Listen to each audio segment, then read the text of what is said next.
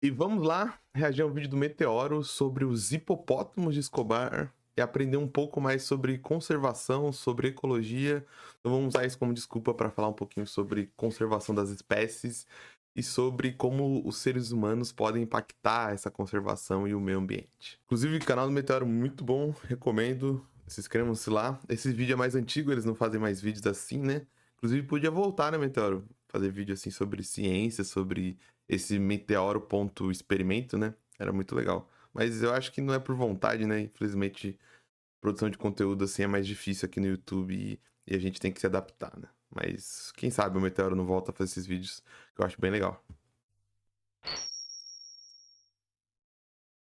E se o Meteoro insistisse naquela ideia de falar sobre biologia, hein?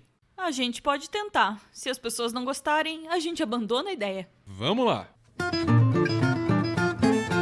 Essa é a Hacienda Anápolis, hoje em ruínas. Isso aqui é basicamente o que foi a casa de campo de Pablo Escobar, o lendário chefe do cartel de Medellín. Esse lugar tinha escultura de dinossauros e até um zoológico com zebras, girafas. Caraca, louco pensar, né? Que onde o que a acumulação de dinheiro pode conseguir pra gente, né? O cara tinha dinossauros, esculturas de dinossauro, tinha um zoológico. Imagina você ter um zoológico na sua casa.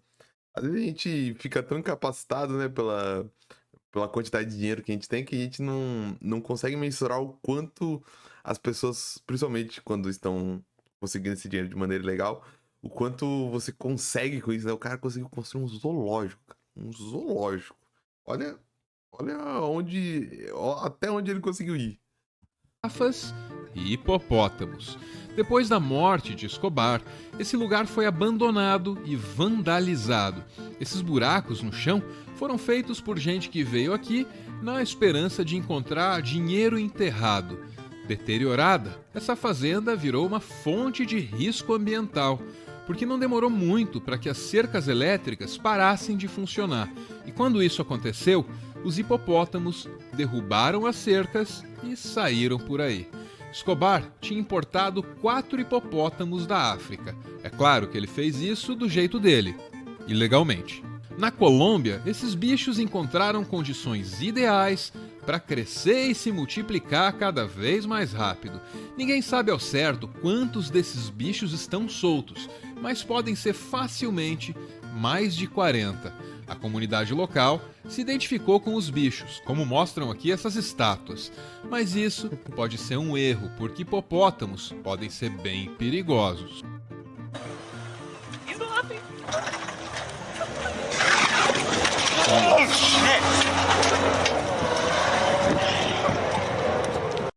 Parceiro, esse é o verdadeiro rei da selva. Na minha opinião, o hipopótamo é o verdadeiro rei da selva. Porque olha o tamanho desse bicho, olha a força que ele tem. O cara conseguiu rivalizar com um Jeep, cara. O bicho. Agora você vai ver o leão, vê se o leão faz isso. Não faz isso. O leão nem caça. A leoa que caça. Inclusive, então, a leoa devia ser a rainha da selva, né?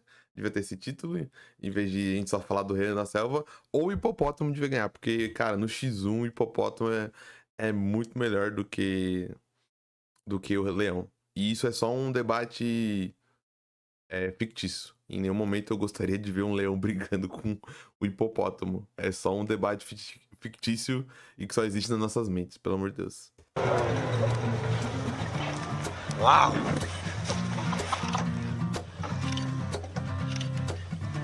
Alex, alright? Um hipopótamo é um bicho que pode ser muito mais rápido do que o tamanho e a forma dele sugerem. Eles são territorialistas e têm uma mordida poderosa. O jeito mais fácil de entender o poder da mordida é olhando bem para esses dentinhos aqui. Parece assustador e é. Agora, sabendo do perigo que esse bicho Graças a Deus ele é herbívoro. Graças a Deus. representa, tenta entender o risco que correm essas crianças aqui, ó, que encontraram o hipopótamo subindo a rua da casa delas em Dorada, na Colômbia. Los curiosos estuvieron en las calles quienes con cámaras buscaban una foto con el hipopótamo, que por lo general huye a las zonas boscosas aledañas a la zona urbana de Doradal. Habitantes esperan que las autoridades tomen cartas en el asunto y no esperen que estos animales causen daño a una persona para por fin tomar correctivo. Isso aí é perigoso. E aqui a gente já vê o primeiro conceito problemático, né? Que é a introdução de espécies exóticas. O que na biologia é a introdução de espécies exóticas?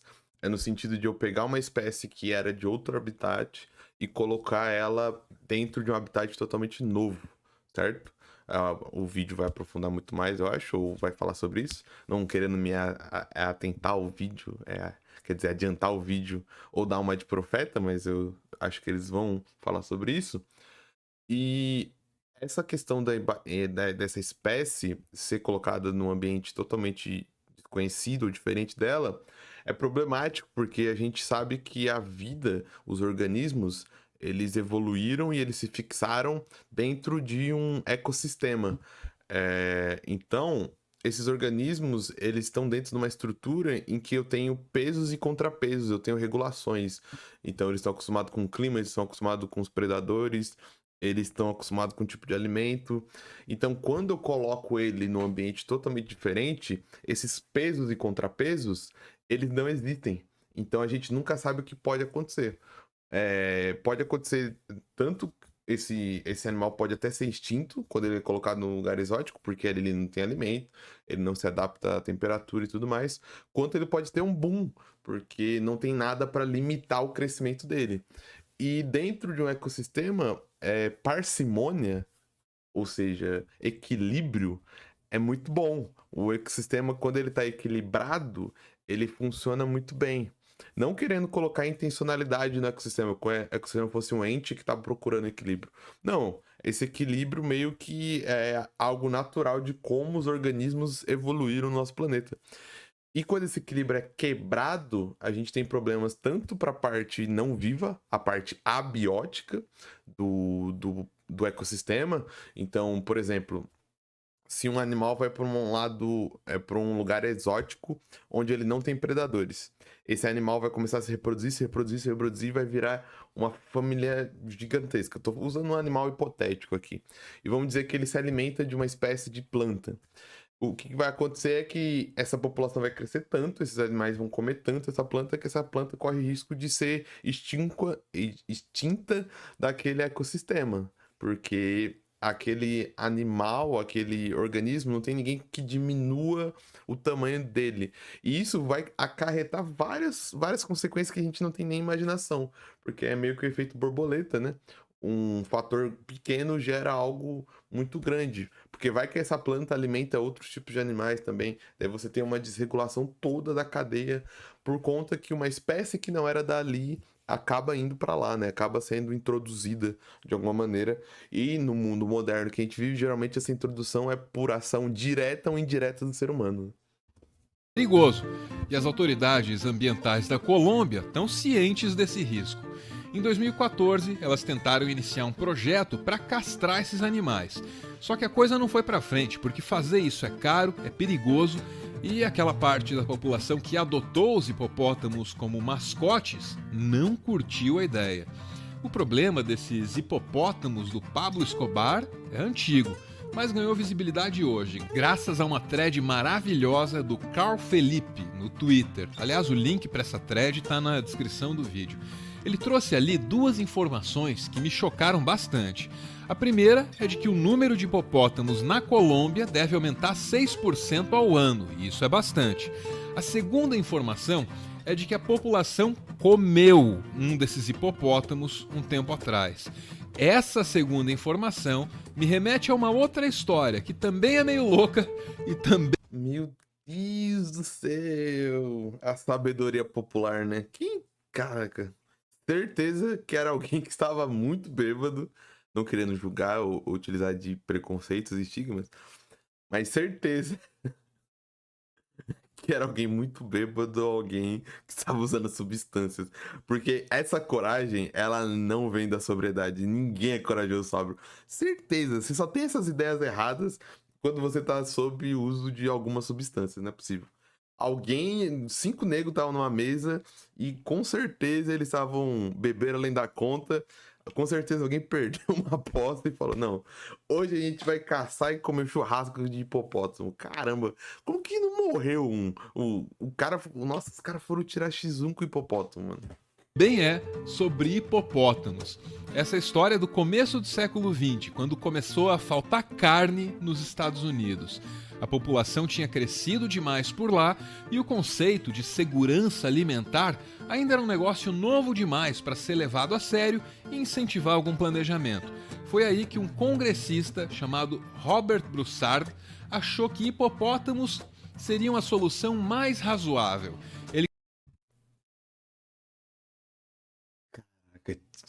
Tinha que ser estadunidense, né?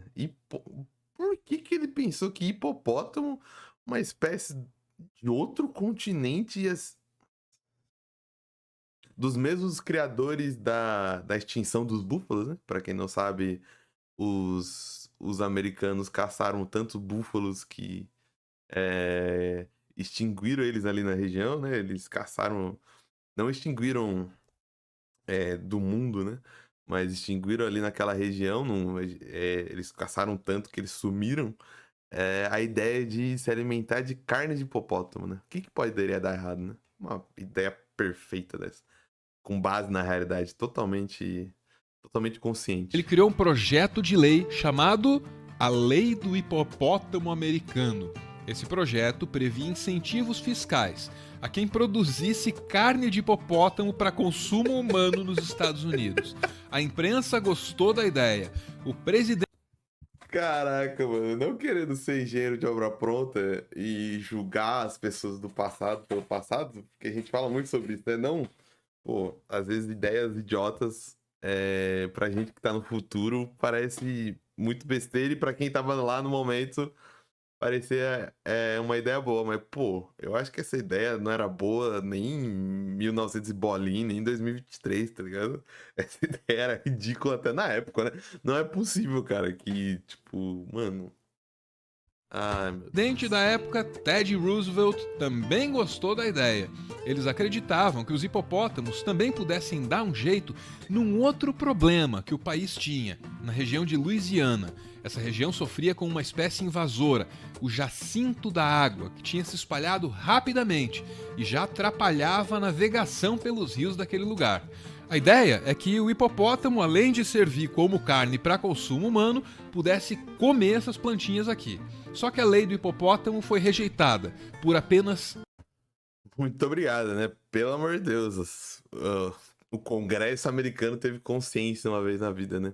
E aqui eu critiquei a sabedoria popular lá atrás, mas sabedoria popular aqui se prova certa, né? Que 2 erros não fazem um acerto. Ou seja, eu tenho uma espécie invasora.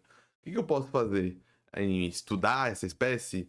Fazer conscientização pra gente se livrar dessa espécie? Não, vou trazer outra espécie invasora, só que dessa vez uma espécie animal de 1 tonelada para resolver esse problema, né? É aquela sabedoria popular, né? 2 erros não fazem um acerto, né? E também tentar matar barata com tiro de canhão, né? Tipo, tem uma planta imóvel que eu posso retirar de alguma maneira, posso fazer um esforço. O que eu vou fazer? Eu vou trazer um hipopótamo. Caramba, cara. Um voto.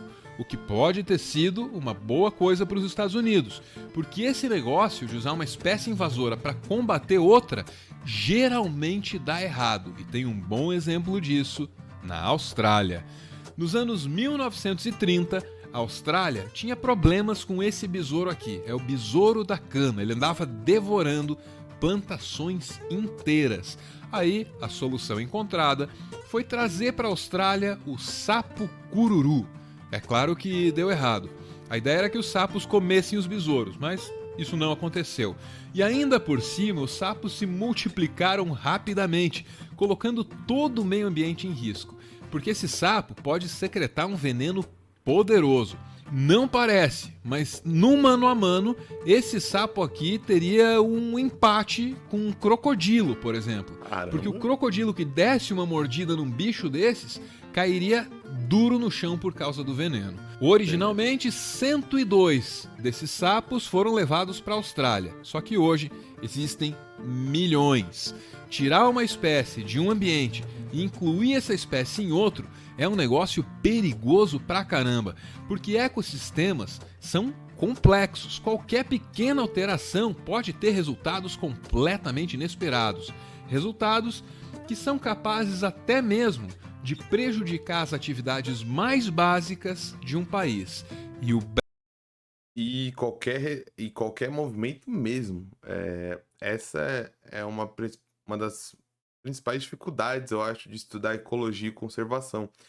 De que muitas das vezes a gente não consegue olhar para todas as variáveis. Estudar um ecossistema é extremamente complexo, porque às vezes é uma variável que você acha pequena, às vezes é uma variável que nós, seres humanos, às vezes nem conseguimos enxergar. Então, o estudo da ecologia é muito importante e tem que ser muito cuidadoso por causa disso. Tem que ser um olhar atento, porque às vezes a gente não sabe que uma espécie é extremamente importante, que ela está lá e a gente não consegue observar. E às vezes não observar não no sentido reflexivo, no sentido de ver mesmo, porque às vezes essa espécie pode ser um micro-organismo que tá lá, tá fazendo toda a diferença naquele ecossistema, só que a gente nem se dá conta da diferença que ele faz. Brasil tem um bom exemplo disso. Os problemas começaram com a entrada de um tipo específico de mexilhão no país. O molusco, por si só, não incomoda, mas um batalhão deles pode simplesmente interromper o fornecimento de energia de uma região. Conheça o mexilhão dourado. Ele veio da Ásia e no Brasil ele encontrou um paraíso. No reservatório da usina de Itaipu, esse bicho apareceu pela primeira vez em 2001. E ele conseguiu deixar ainda mais complexa as atividades da hidrelétrica. Em grande quantidade, esses bichinhos aqui entopem os encanamentos que refrigeram as turbinas da usina. Aí, desde 2001, eles geraram mais uma preocupação para os trabalhadores responsáveis por fazer a manutenção de Itaipu. E não é só lá, hein? Isso está acontecendo em outras hidrelétricas. É um problema sério e caro para o Brasil. Tão caro que a Companhia de Energia Elétrica de Minas Gerais, a CEMIG, por exemplo, resolveu criar um centro de combate a espécies invasoras. Esse centro tem equipamentos especialistas capazes de prever a proliferação do mexilhão. O modelamento ele é capaz de dizer em quanto tempo vai ocorrer uma infestação, em quanto tempo esse mexilhão vai sair do lugar onde ele está e vai infestar outros locais, como isso vai acontecer, por que via e, eventualmente, também quanto isso vai custar para uma hidrelétrica. Então, é um sistema muito complexo que depende estritamente da competência do pesquisador e de dados ambientais. Então, depende diretamente dessa interação do pesquisador com os dados. Toda fala. Você vê como a ciência, mesmo com todas as dificuldades financeiras e tudo mais, como a ciência brasileira é boa, de qualidade, sabe, cara? Olha que projeto fantástico que esses caras fizeram. Agora, eu sei que é meio chato ficar julgando essas hipóteses, mas, caramba, imagina um Brasil que realmente olhe para sua ciência. Esse papo é meio chato, né? Mas eu não paro de pensar nisso quando eu vejo esses exemplos. Imagine um país que realmente investisse na sua ciência de base, na sua ciência aplicada. Investir, que eu tô falando, investir de verdade, sabe? Não apenas um investimento eleitoral ou um investimento para ganhar votos ou um investimento... Não tô falando que esse governo atual, por exemplo, que ajudou a aumentar as bolsas, está fazendo isso, mas um investimento pragmático, sabe? Um investimento com planejamento de desenvolver uma ciência. A gente tem o capital humano, a gente tem um país gigantesco que pode ser estudado, pode ser celeiro de novas tecnologias, a gente tem uma biodiversidade gigantesca e a gente tem exemplos práticos, materiais de quando nós temos tempo, dinheiro e investimento, a gente tem boas iniciativas científicas como essa, né? A fala da pesquisadora mostra que a proliferação do mexilhão é líquida e certa, vai acontecer. O negócio agora é saber como lidar com o inevitável. Agora para e pensa, hein? Se um mexilhão desse tamanho aqui pode parar uma hidrelétrica inteira, imagina o risco de um hipopótamo de 1,5 toneladas. Esses bichos soltos na Colômbia são um risco para as pessoas e para o meio ambiente. A história dos hipopótamos do Pablo Escobar pode até ser engraçada, mas não é brincadeira.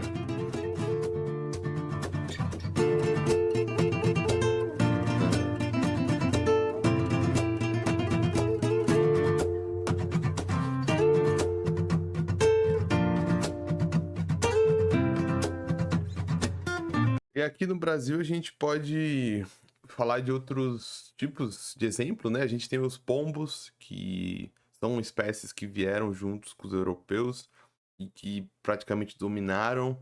Eles não causam danos financeiros, né, e de energia, mas é problemático porque eles podem ser veículos de doença.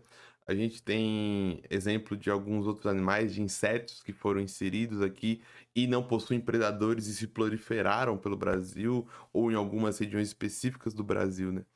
E isso é muito problemático, como a gente viu, porque pode causar danos que a gente nem imagina. Quem imaginaria que trazer um mexilhão ser trazido, né, de maneira indireta, geralmente eles podem ter sido levados pela correnteza provocado por navios ou até em cascos de navios e barcos, né? Tem muitos animais que se prendem ali, né? E ia causar danos à matriz energética do Brasil. Imagina um apagão por conta de uma espécie invasora, né? Por isso que isso pode parecer um assunto bobo, mas é muito importante para a sociedade que a gente tem e para as estruturas que a gente construiu. É besta, pode parecer besta, quer dizer, mas não é. É uma área que a gente tem que ter muito incentivo, muita pesquisa e muito desenvolvimento para estarmos preparados. Ainda mais o Brasil, um país gigantesco como o nosso, com uma fronteira gigantesca, com uma saída para o mar gigantesca e com uma biodiversidade gigantesca. Acabou? Então é isso aí. Excelente vídeo do Meteoro. Espero que tenha curtido, espero que tenha aprendido por algum... Vou cortar essa parte. Então é isso aí, né?